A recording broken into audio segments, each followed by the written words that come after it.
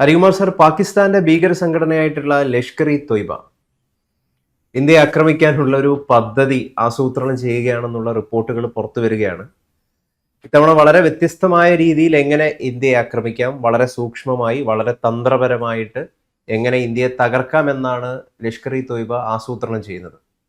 അതിന്റെ ഭാഗമായിട്ട് അവരുടെ സോഫ്റ്റ് ടാർഗറ്റ് നമ്മുടെ മുല്ലപ്പെരിയാർ ഡാം ആകാൻ സാധ്യതയുണ്ടോ എന്നും ചില ആളുകളൊക്കെ ചോദിക്കുന്നുണ്ട്. അത്തരത്തിലാണ് പല സൂചനകളും പുറത്തു വരുന്നത്.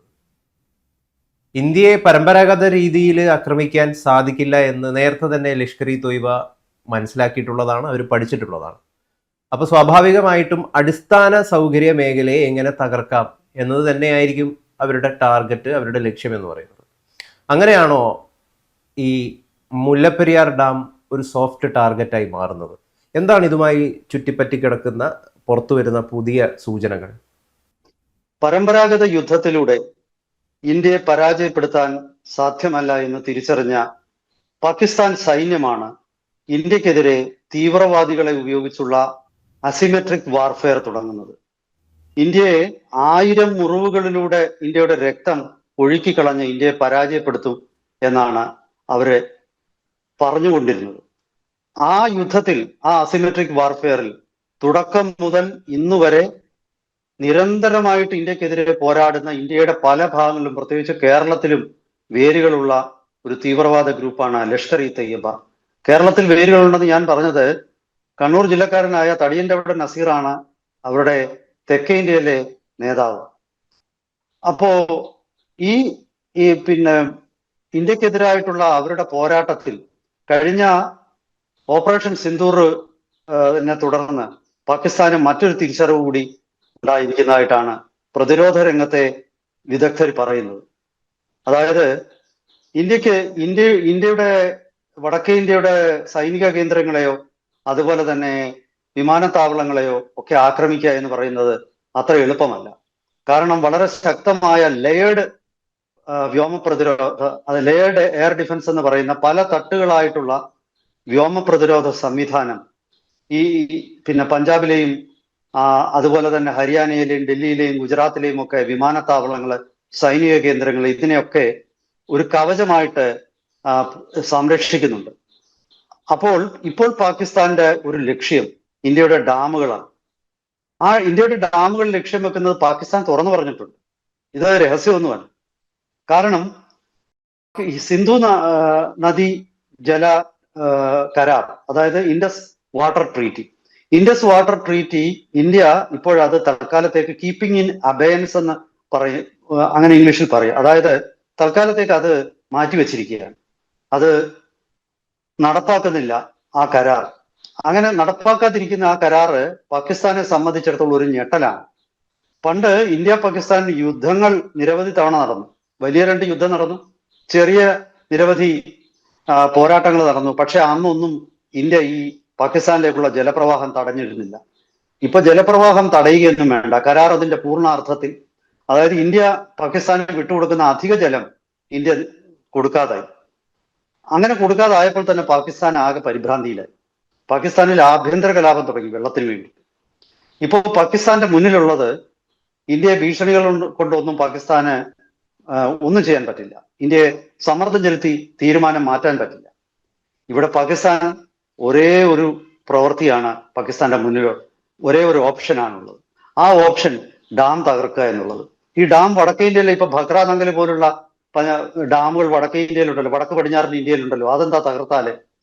അതല്ലേ കൂടുതൽ സാധ്യത? മുല്ലപ്പെരിയാർ തകർക്കാൻ സാധ്യതയുണ്ടോ? അങ്ങനെ ഒരു സംശയം പലരും ചോദിച്ചേക്കാം.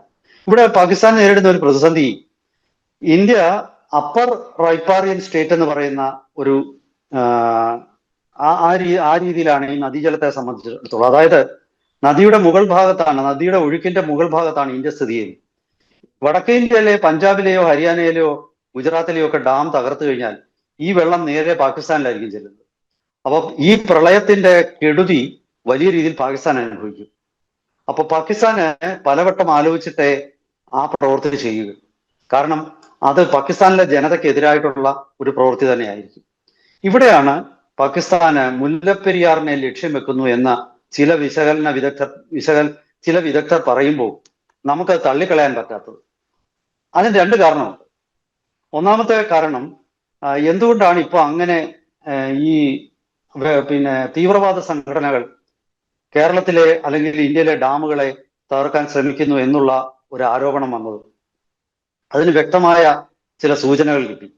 ലഷ്കർ ഇ തയ്യബ കേഡർമാരെ, ഭീകരപ്രവർത്തകരെ പാകിസ്ഥാനിലെ നദികളിലും ഡാമുകളിലുമായിട്ട് അവരുടെ ട്രെയിനിങ് നടന്നുകൊണ്ടിരിക്കുകയാണെന്നാണ് ഇന്ത്യയുടെ രഹസ്യാന്വേഷണ ഏജൻസികൾ കണ്ടെത്തിയിരിക്കുന്നത്.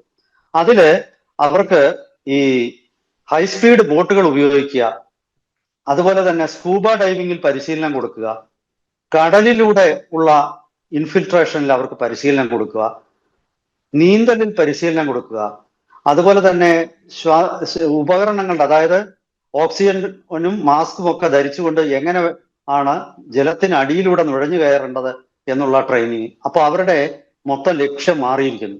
ഇത്തരം ട്രെയിനിങ്ങുകൾ പാകിസ്ഥാന്റെ ഡാമുകളിലും നദികളിലുമായിട്ട് ലഷ്കർ ഇ തയ്യബ ഇപ്പോൾ നടത്തിക്കൊണ്ടിരിക്കുകയാണ്.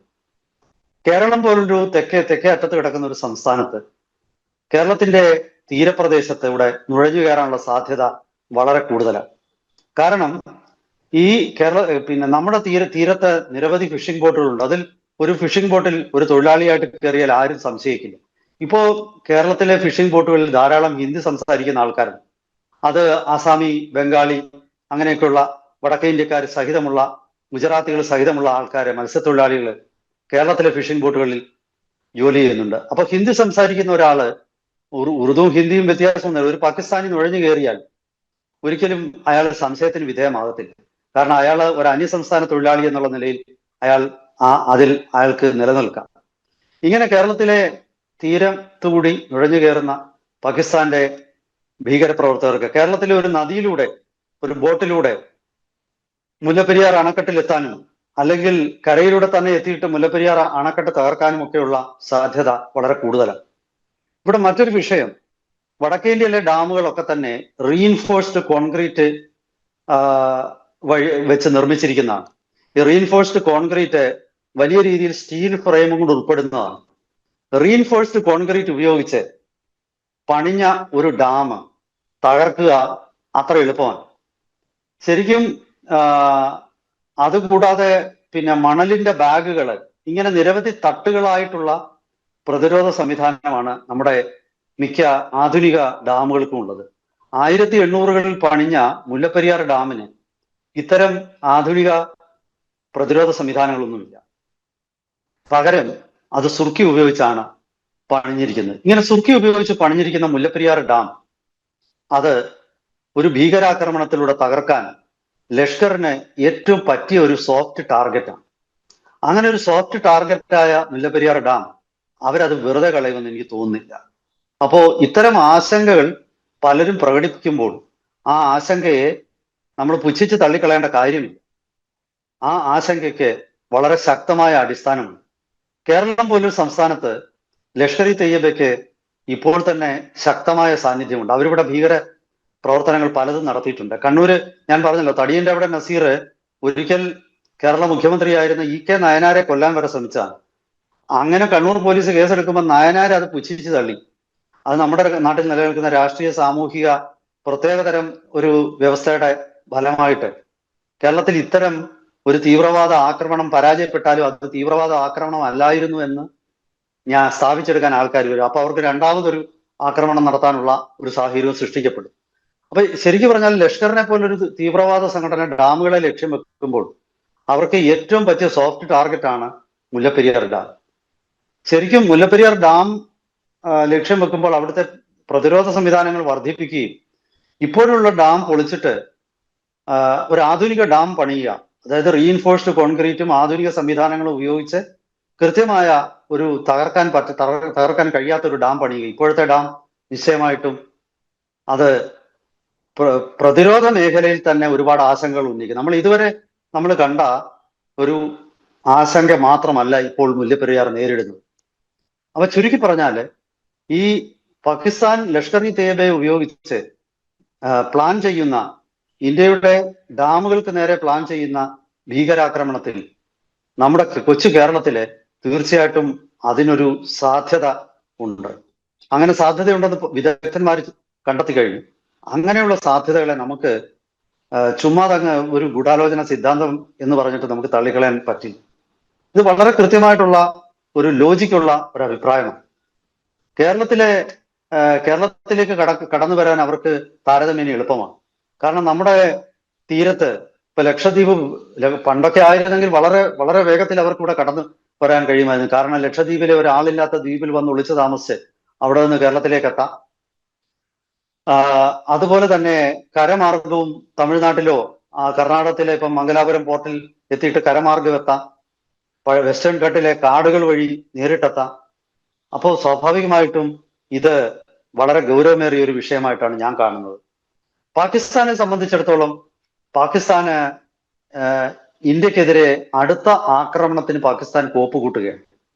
കാരണം പാകിസ്ഥാന് ആഭ്യന്തര പ്രശ്നങ്ങൾ കൊണ്ട് പാകിസ്ഥാൻ പൊറുതിമുട്ടിയിരിക്കുക.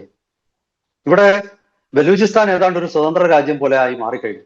കഴിഞ്ഞ ഒരു 2 ദിവസത്തിന് മുമ്പ് 40ഓളം പോലീസുകാരെ ബലൂചിസ്ഥാൻ ലിബറേഷൻ സ്വാതന്ത്ര്യ സമര പോരാളികൾ ബലൂച്ചികൾ കൊന്നുകളഞ്ഞു.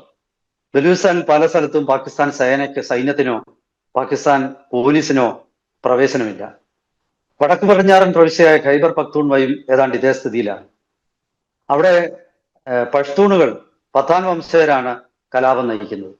ഇപ്പോൾ ഏറ്റവും ഒടുവിൽ സംഭവിച്ചിരിക്കുന്നത് പാകിസ്ഥാന്റെ കൈവശമുള്ള കശ്മീരിൽ, പാകിസ്ഥാന്റെ ഓക്യുപ്പൈഡ് കശ്മീരിൽ അവിടെ വലിയ രീതിയിൽ പാകിസ്ഥാൻ ഭരണകൂടത്തിനെതിരെ വലിയ പ്രക്ഷോഭം, ജനങ്ങളുടെ ആയിരക്കണക്കിന് ആൾക്കാർ തെരുവിലിറങ്ങി പാകിസ്ഥാൻ സൈന്യത്തിനും പാകിസ്ഥാൻ സർക്കാരിനുമെതിരെ വലിയ പ്രക്ഷോഭം അഴിച്ചുവിട്ടിരിക്കുകയാണ്. അപ്പൊ ഇത്തരം സാഹചര്യങ്ങളിൽ പാകിസ്ഥാൻ എന്ന രാജ്യത്തെ സംബന്ധിച്ചിടത്തോളം അവർക്ക് കേരളം ഒരു സോഫ്റ്റ് ടാർഗറ്റാണ്. അതുപോലെ തന്നെ മുല്ലപ്പെരിയാർ ഡാം. അപ്പോൾ കേരളം വർഷങ്ങളായിട്ട് ഉന്നയിക്കുന്ന ആശങ്കകൾക്ക് ഒരു പുതിയ മാനം കൂടി കൈവന്നിരിക്കുകയാണ്. മുല്ലപ്പെരിയാർ ഡാം സ്വാഭാവികമായിട്ട് തകരുക മാത്രമല്ല, അത് തകർക്കാൻ എളുപ്പമാണ്. സുർക്കി ഉപയോഗിച്ച് നിർമ്മിച്ച ഒരു ഡാം, റീഇൻഫോഴ്സ്ഡ് കോൺക്രീറ്റും ആധുനിക സംവിധാനങ്ങളും അതുപോലെ അതിന് ചുറ്റും സെൻസറുകളും ഒക്കെ ഘടിപ്പിച്ച പുതിയ മോണിറ്ററിംഗ് സിസ്റ്റവും ഒക്കെ. അതായത് ഞാൻ പറയുന്നത് ഒരു അതിർത്തി എങ്ങനെയാണ് ഇന്ത്യ കാക്കുന്നത്, അതേ രീതിയിലുള്ള ഒരു comprehensive integrated border management system പോലുള്ള ഒരു സിസ്റ്റം മുല്ലപ്പെരിയാർ സ്ഥാപിക്കേണ്ടത്. അപ്പോ ഈ വസ്തുത മനസ്സിലാക്കിയിട്ട് തമിഴ്നാടും ഇതിന് കേരളത്തിന്റെ ആവശ്യത്തിന് അനുകൂലമായ നിലപാടെടുക്കേണ്ടത് കേരളത്തിന്റെയും തമിഴ്നാടിന്റെയും മാത്രമല്ല മുഴുവൻ ഇന്ത്യയുടെ, തെക്കേ ഇന്ത്യയുടെ പ്രത്യേകിച്ചും സുരക്ഷയ്ക്ക് ആവശ്യമാണെന്നാണ് ഞാൻ മനസ്സിലാക്കുന്നത്. എന്തായാലും ശരി, ഇത്തവണ ഇത് ഗൗരവമായിട്ട് എടുത്ത് കേന്ദ്ര സംസ്ഥാന സർക്കാരുകളും ദക്ഷിണേന്ത്യയിലെ മറ്റു സംസ്ഥാനങ്ങളും ഉൾപ്പെടുന്ന ഇന്ത്യയിലെ നേതാക്കന്മാരും ഇന്ത്യയിലെ സംസ്ഥാന കേന്ദ്ര ഗവൺമെന്റുകളും കൂടെ ചേർന്നിട്ട് ഒരു മുൻകരുതൽ നടപടി ഉടൻ തന്നെ എടുക്കുമെന്ന് നമുക്ക് പ്രതീക്ഷിക്കാം. വരും ദിവസങ്ങളിൽ ഇത് സംബന്ധിച്ചിട്ടുള്ള കൂടുതൽ വിശദാംശങ്ങൾ പുറത്തു വരുന്ന മുറയ്ക്ക് നമുക്ക് അത് വിശദമായി വിശകലനം ചെയ്ത് നമ്മുടെ പ്രേക്ഷകരുടെ മുന്നിലെത്തിക്കാം. എല്ലാവർക്കും നമസ്കാരം. Thank you.